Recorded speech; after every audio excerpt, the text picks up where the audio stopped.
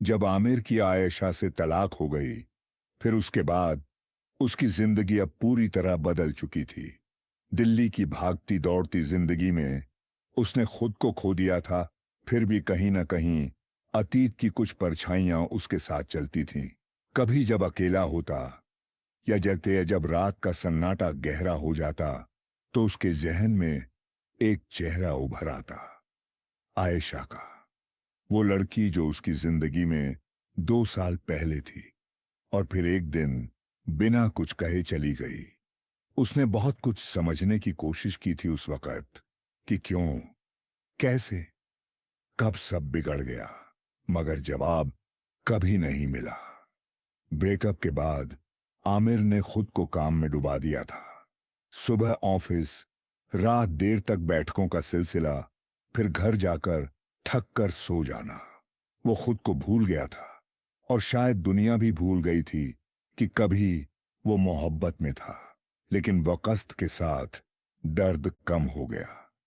अब वो सिर्फ एक याद थी, एक धुंधली सी तस्वीर, जिसकी जगह अब जिम्मेदारियों ने ले ली थी। उस दिन आमिर का एक दोस्त दिल्ली आया था, पुराना कॉलेज का साथी। उसने मिलने का आग्रह किया। तय हुआ कि किसी होटल में बैठकर खाना खाएंगे और पुरानी बातें ताजा करेंगे। आमिर बहुत थका हुआ था, मगर दोस्त की खुशी के लिए तैयार हो गया। वो एक पुराने मगर मशहूर होटल में पहुंचे, राज दरबार। वहां की बिरयानी मशहूर थी। गर्मियों की शाम थी, होटल में भीड़ कुछ कम थी। बैठते ही आमिर ने एक गहरी सांस ली और जैसे ही पानी का ग्लास हाथ में लिया, उसकी नजर किचन के खुले हिस्से की तरफ गई और फिर जैसे वक़्त रुक गया। सामने स्टील के बड़े से बर्तन में हाथ डालकर झुकी हुई लड़की की शक्ल कहीं देखी हुई सी लगी। बाल बंधे थे, कपड़े गीले, चेहरा थका हुआ, मगर फिर भी आंखों की चमक और चाल की पहचान को आमिर झुठला नहीं सका। वो आयशा थी, वही आयशा जिससे वो 2 साल पहले हर दिन बात करता था, जिसके साथ दिल्ली की सड़कों पर शामें गुजरी थीं, जिसके बिना जिंदगी अधूरी लगती थी। कुछ पल तक वो हिल भी नहीं पाया। दोस्त बातें करता रहा, मगर आमिर की सारी चेतनाएं जैसे ठहर गई थीं। फिर उसने वेटर को इशारा करके पूछा, भाई, वो लड़की जो बर्तन धो रही है, वो यहां काम करती है? वेटर थोड़ा झिझकते हुए बोला, हाँ साहब, कुछ महीने पहले ही आई है। बहुत शरीफ लड़की है, किसी से ज्यादा बात नहीं करती, काम करती है, फिर चली जाती है। क्यों, जानते हो क्या? आमिर ने सिर हिलाया नहीं, हां भी नहीं, बस उठा और चुपचाप किचन की ओर बढ़ गया। काउंटर के पार उसने देखा, आयशा किसी की आवाज पर मुड़ी और फिर उसकी नजर आमिर से टकरा गई। कुछ पल ऐसे बीते जैसे पूरी दुनिया खामोश हो गई हो। उसके हाथ का बर्तन गिर पड़ा और जोर की आवाज हुई।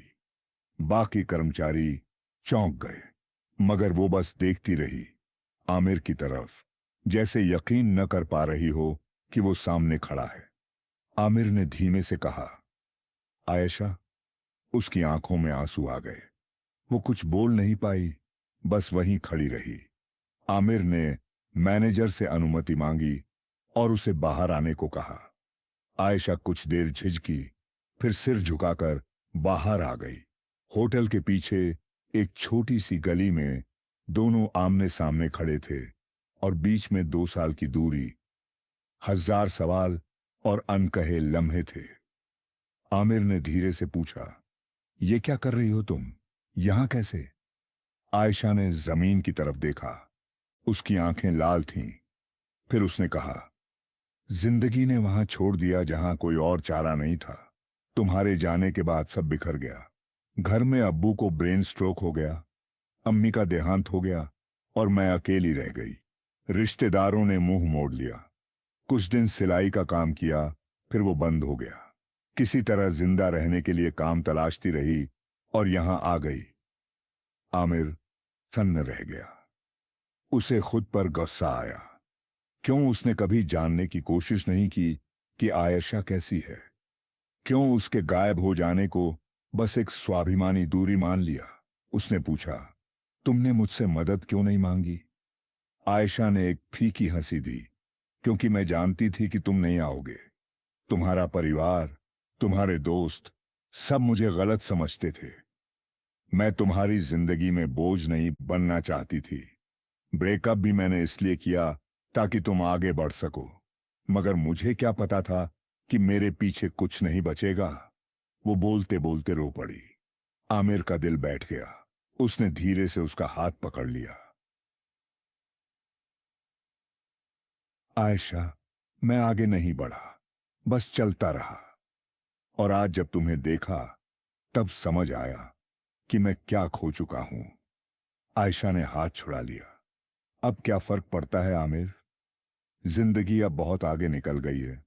मैं अब वो लड़की नहीं जो तुम्हारे साथ कैफे में किताबें पढ़ती थी, बारिश में भीगती थी या हाथ पकड़कर चलती थी।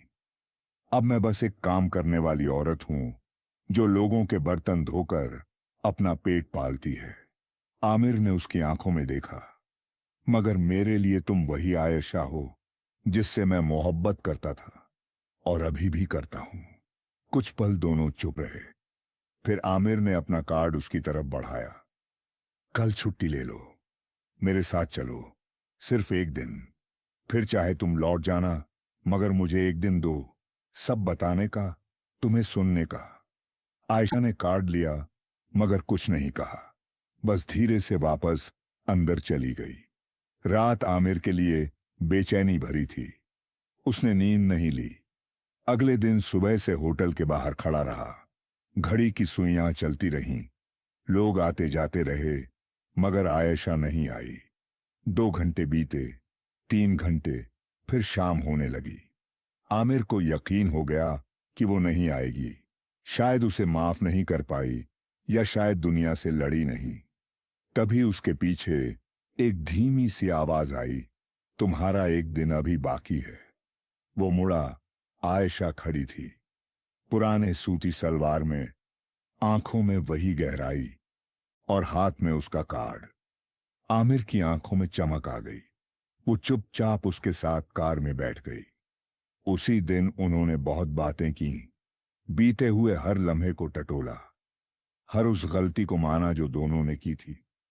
आमिर ने कहा कि वो अब चाहता है कि आयशा फिर से पढ़ाई करे, फिर से जिए, फिर से वो बने जो वो थी। आयशा ने सिर झुकाया, फिर कहा, शर्त यह है कि मैं खुद खड़ी होऊंगी। मुझे मदद चाहिए, मगर सहारा नहीं। मुझे रास्ता दिखाओ, मगर चलना मुझे है। आमिर ने मुस्कुराकर सिर हिलाया। तुम जैसी हो, वैसी ही सबसे खूबसूरत हो। वो दिन बदल गया। आमिर ने होटल मालिक से बात की और आयशा को एक बेहतर जॉब दिलवाई। फिर उसने उसे एक कोचिंग में एडमिशन दिलवाया, जहां वो कंप्यूटर सीखने लगी। दिन रात मेहनत करते हुए आयशा ने खुद को फिर से गढ़ा।